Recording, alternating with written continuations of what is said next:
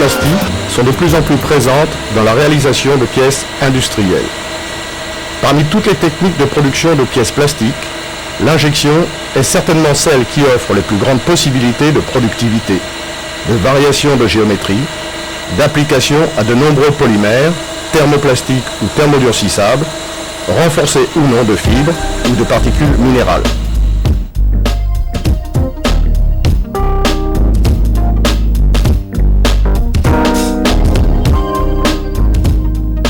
Revoyons ici très rapidement le principe. Pour les thermoplastiques, il suffit de plastifier la matière, on dit faire fondre la matière pour parler simplement, en la déplaçant à l'aide d'une vis dans un fourreau chauffé par des colliers chauffants électriques. En bout de vis, la matière plastifiée est alors injectée en se servant de cette vis comme d'un piston. La matière remplit l'empreinte du moule, maintenu froid, et commence à se refroidir, c'est-à-dire à se solidifier. La pièce est ensuite éjectée du moule. L'injection des matières plastiques fait appel à des moyens lourds et coûteux, tels que les presses à injecter et les moules, qui sont souvent aussi chers que la presse elle-même. Cette technique de production n'est donc rentable que pour de grandes séries de pièces. Une bonne analyse de production passe d'abord par une bonne conception de pièces qui devra satisfaire aux conditions suivantes. Garantir la géométrie et les propriétés spécifiées pour la pièce. Permettre une fabrication économique du moule.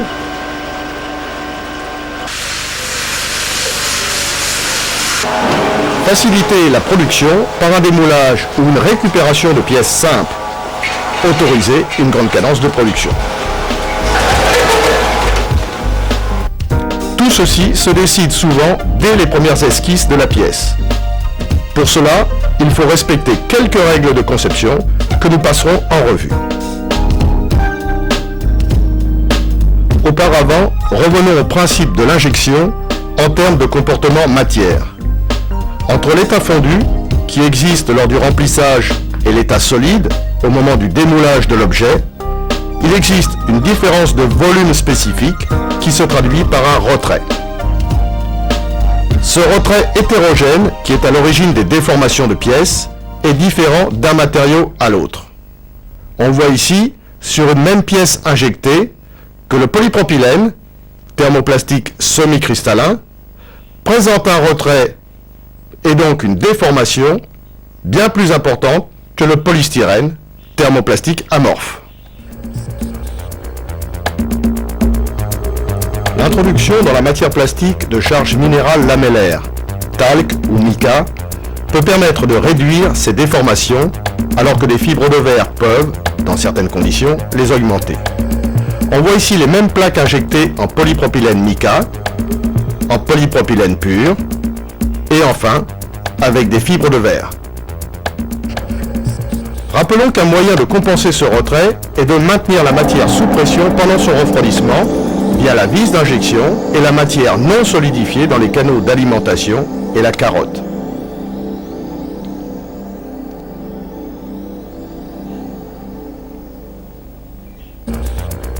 Malgré cela, le retrait existe toujours et la matière va se rétracter et donc se décoller des parois extérieures et serrer sur les parois intérieures.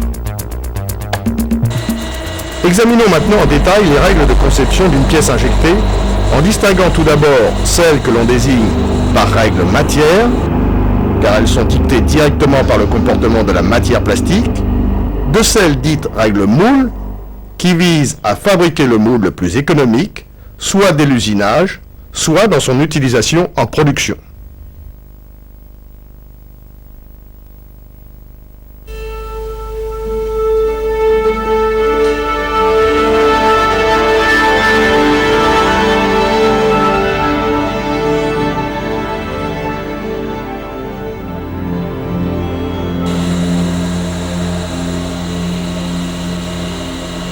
Le remplissage de l'empreinte par la matière plastique se fait par une ou plusieurs entrées, appelées seuils d'injection. La géométrie et la position du seuil vont conditionner l'écoulement de la matière dans le moule et donc les orientations locales de la matière. Ainsi, bien que les pièces se ressemblent d'un point de vue géométrique, leurs propriétés seront différentes. L'importance de la position du seuil, par exemple, est clairement illustrée sur ces images.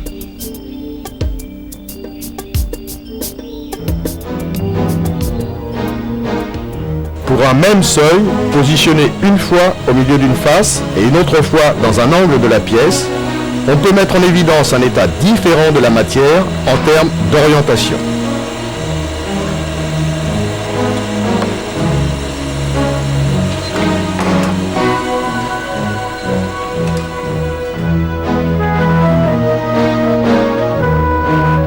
La position du seuil peut aussi conduire à un remplissage d'une partie de l'empreinte avant même la fin de remplissage du reste. Ceci est à éviter car cette zone va se refroidir pendant la fin de remplissage de l'empreinte, avant même que la pression de maintien ne soit appliquée. Ceci créera de fortes hétérogénéités et des déformations de pièces.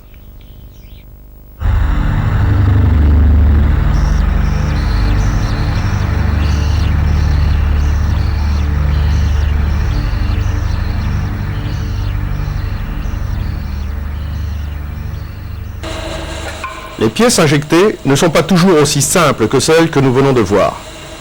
Par exemple, en ajoutant sur le fond du moule de boîte cette pastille, on crée un trou dans la boîte.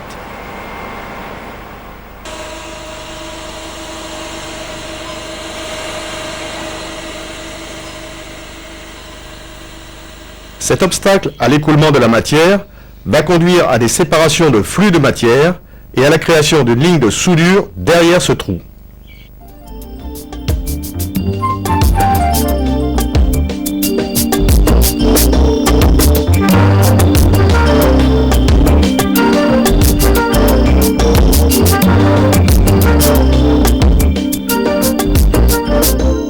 Ces lignes de soudure restent un handicap incontournable dans l'injection des pièces plastiques et il est important de connaître très précisément leur influence sur les propriétés technologiques de l'objet. Cette ligne de soudure est généralement une zone de faiblesse mécanique et un handicap esthétique. On observe nettement la zone de rupture sur cette pièce au voisinage d'une ligne de soudure. Changer la position du seuil d'injection permet de déplacer dans une zone moins exposée, par exemple, la position de cette ligne.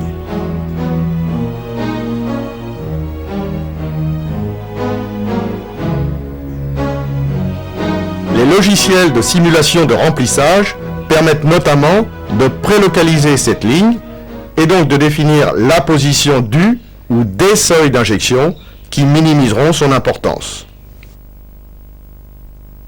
Plusieurs seuils d'injection pour une même pièce induisent nécessairement des lignes de soudure face à face ou parallèles. Deux seuils d'injection conduisent naturellement à des lignes de soudure.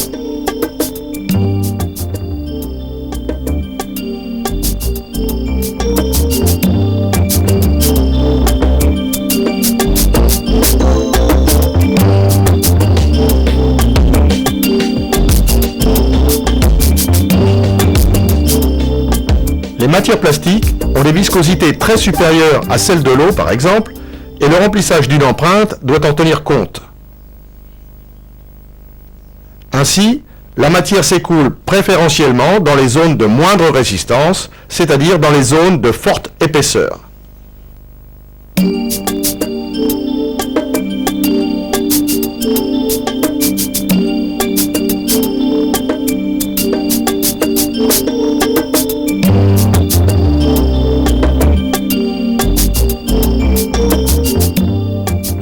Sur cette simulation, le fond de la pièce est plus fin que les bords. La matière progresse donc plus vite sur les bords, atteint plus rapidement l'extrémité de la boîte et conduit à la formation d'une ligne de soudure.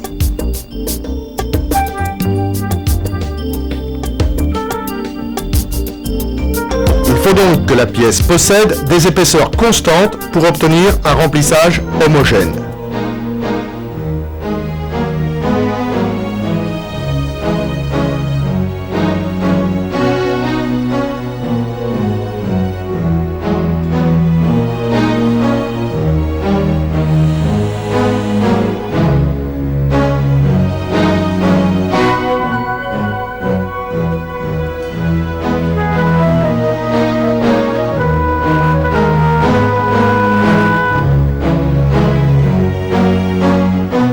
réaliser la même expérience avec cette plaque.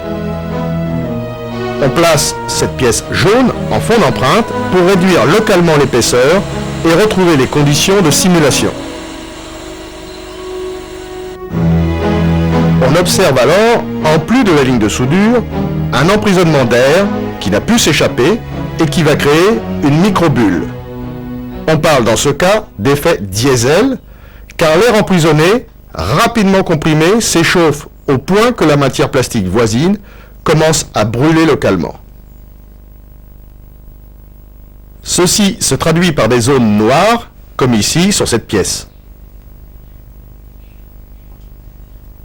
Il faudra prévoir des évents à cet endroit.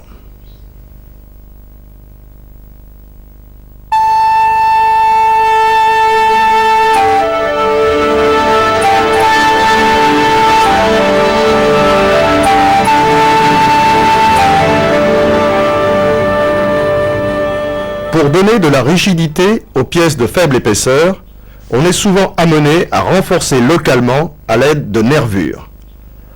La jonction de ces cloisons avec la surface de la pièce se traduit par un excès de volume de matière comparé aux épaisseurs des parois. Lors du refroidissement, le retrait va créer des rotassures ou des micro-vides.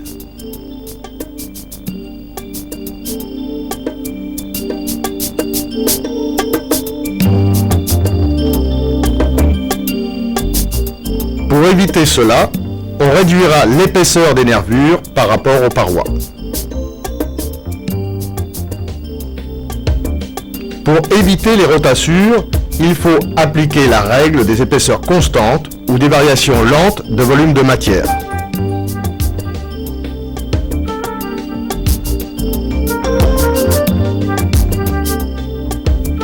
Dans l'agencement des nervures, on évitera de les aligner.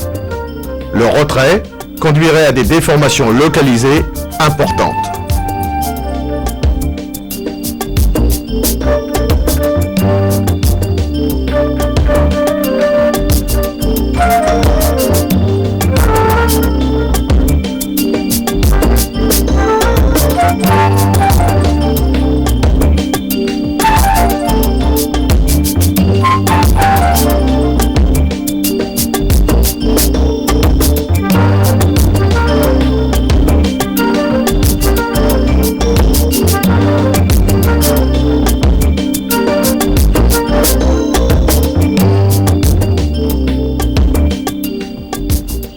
Comme pour tout autre matériau, les angles vifs sont à déconseiller car ils sont le siège de concentration de contraintes. De plus, des angles vifs dans un moule sont difficiles à usiner et nuisent à l'écoulement de la matière. Il faut donc favoriser les arrondis sur les pièces.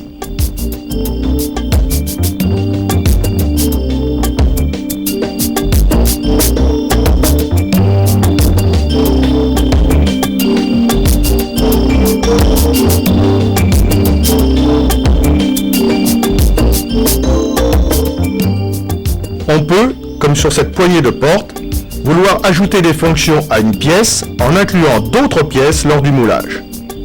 Ici, on cherche à partager la fonction résistance, confiée à une pièce métallique, de la fonction manœuvre et préhension, assurée par la partie en plastique. Les pièces, prépositionnées dans le moule, seront prisonnières après moulage. On parle alors de surmoulage. Sur cet exemple, on a surmoulé un écrou qui permet le vissage et dévissage fréquent sans altération du filetage. Ceci pourrait survenir si à la place de cet insert, on avait un taraudage dans la matière plastique.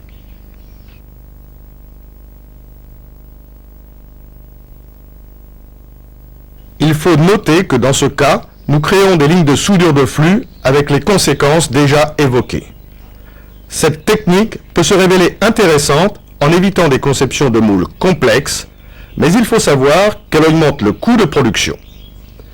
Il faut en effet prévoir la fabrication des éléments surmoulés, leur manutention et mise en place.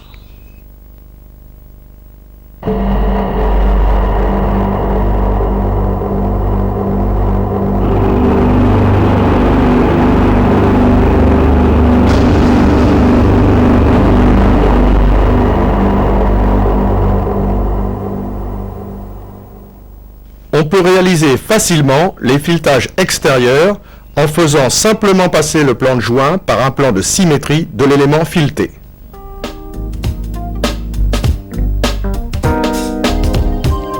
Le cas des filetages intérieurs ou taraudage est plus délicat.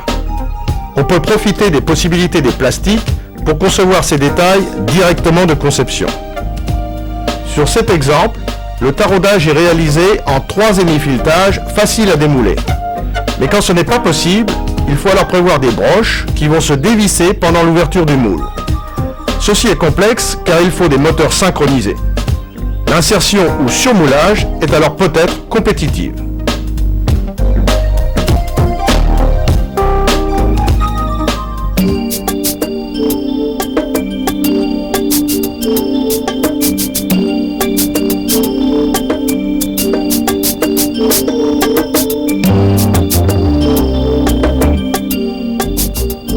Le démoulage simple de la pièce est tributaire des formes de la pièce d'une part et des retraits d'autre part. En ce qui concerne le premier point, il faut donc éviter les contre-dépouilles qui empêcheraient l'extraction de la pièce.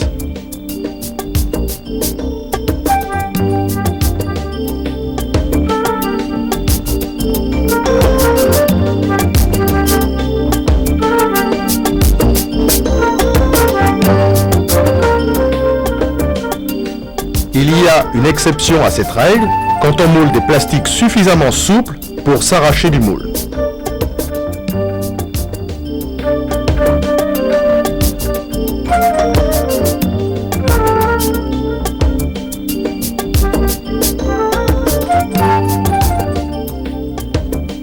Dans tous les autres cas, il faut donc parfois prévoir des parties escamotables avant l'ouverture du moule pour libérer la pièce. On reviendra sur ces considérations dans l'étude du moule. On peut cependant, dès la conception de pièces, éviter les problèmes en prévoyant des clips sans contre-dépouille.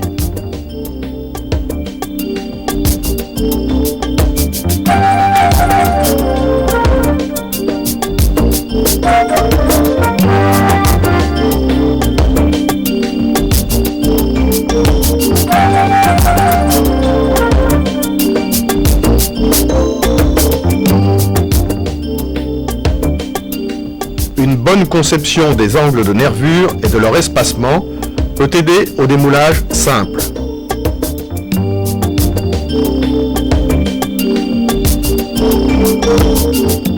Dans le cas présent, la partie 1 du moule se ferme simplement sur la partie 2 en laissant du jeu, repéré en bleu, pour la matière.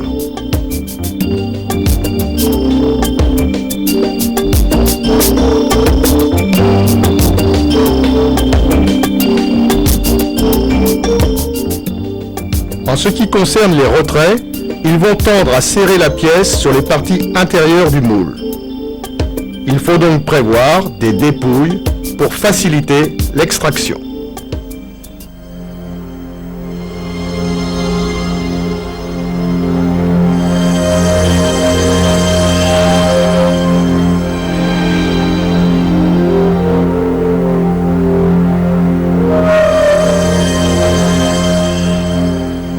Un intérêt majeur des matières plastiques est de pouvoir réaliser directement par moulage des pièces qui cumulent des fonctions multiples. Par exemple, des pièces avec une charnière intégrée ou des fonctions fixation par clipsage. À chaque fois, il faudra veiller à la simplicité de conception pour éviter des moules trop complexes à fabriquer. On voit ici une charnière qui utilise la souplesse locale du matériau dans une zone volontairement amincie.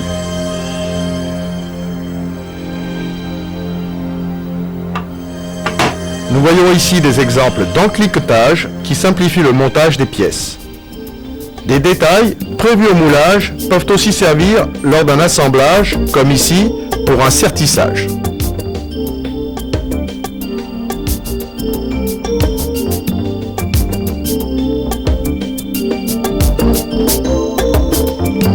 Nous allons donc nous intéresser aux règles qui concernent le moule.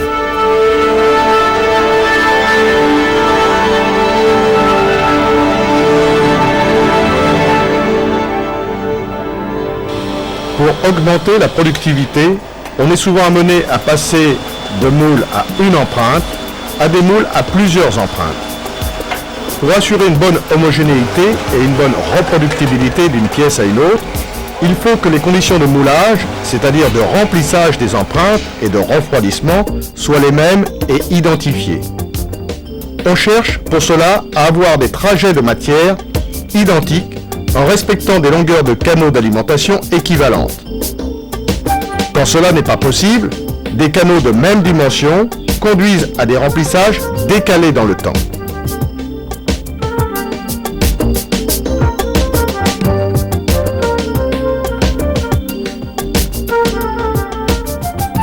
Il faut alors modifier les dimensions des canaux pour que le remplissage de toutes les empreintes soit simultané. Les logiciels sont alors d'une grande utilité dans cette prédiction.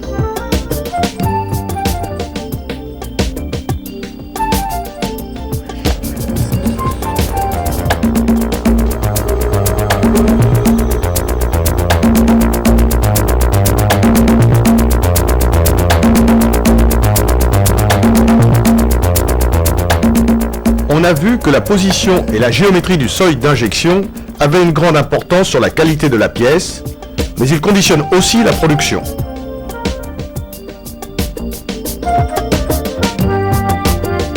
Un seuil en masse, comme sur cet exemple, autorise un meilleur maintien en pression lors du refroidissement, mais oblige à une opération de séparation.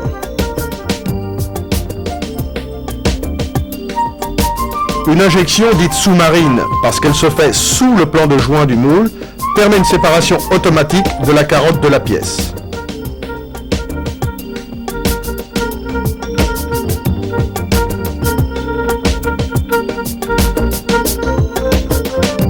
Une injection par un trou grand comme une tête d'épingle, dite pinpoint, conduit à une séparation simple et automatique. En revanche, le maintien en pression est moins efficace car le seuil fige vite. On montre ici les traces des pinpoints et on souligne les lignes de soudure derrière les trous.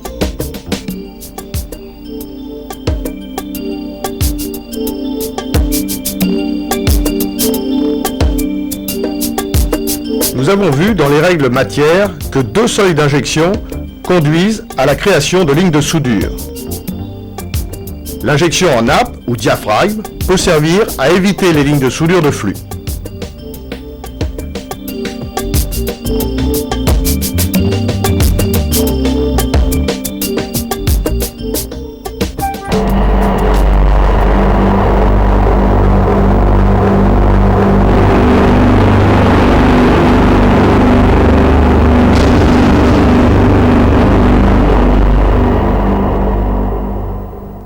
L'intérêt d'une production de pièces plastiques est de pouvoir recycler facilement les déchets d'injection, carottes et canaux d'alimentation. Il existe donc différents systèmes de récupération de déchets. Ceux-ci sont rebroyés et généralement immédiatement recyclés dans la trémie pour les pièces suivantes.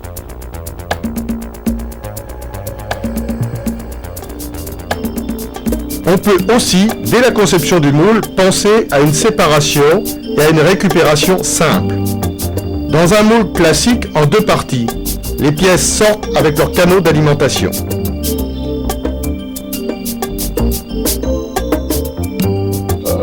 Il faut prévoir une opération de séparation. Sur un moule 3 parties, on parle alors d'un moule 3 plaques, on peut séparer directement pièces et canaux.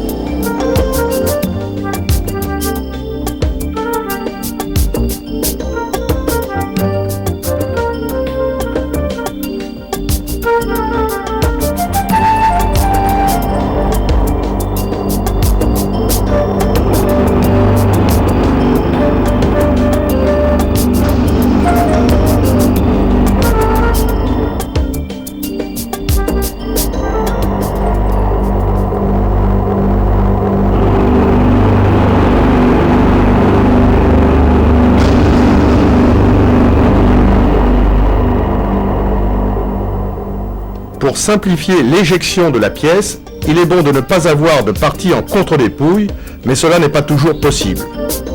Il faut faut alors libérer la pièce de ses contraintes de démoulage par des tiroirs ou coquilles, actionnables avant, pendant ou après l'ouverture du moule.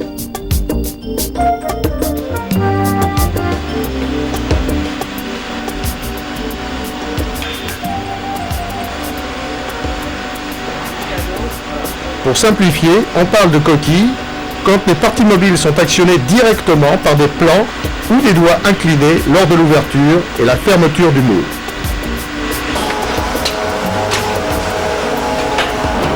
Les tiroirs sont eux commandés par des actionneurs, vérins par exemple, indépendamment du mouvement du moule.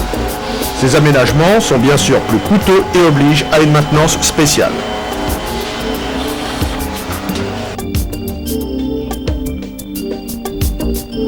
On peut parfois éviter des constructions de moules complexes en évitant les tiroirs.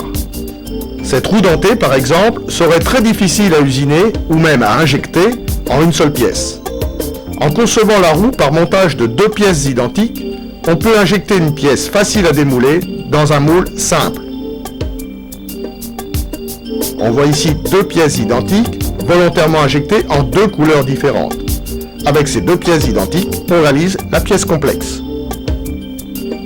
Pour ce petit outillage portatif, la carrosserie est constituée par la réunion de deux pièces sortant du même moule, d'où une économie de production.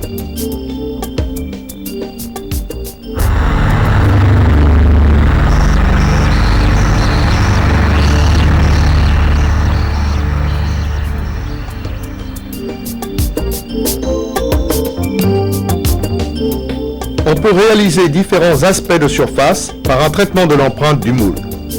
Les moulistes proposent des états de surface qui vont du granité au polymiroir, qui sont généralement réalisés par électro-érosion ou gravage électrochimique.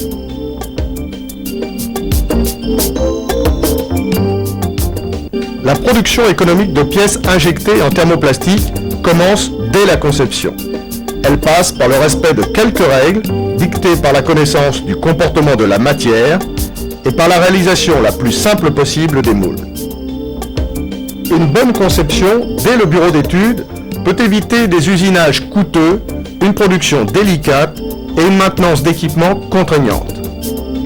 Les logiciels d'aide à la conception sont aujourd'hui d'une grande utilité dans la détermination des formes de pièces et dans le dimensionnement des moules.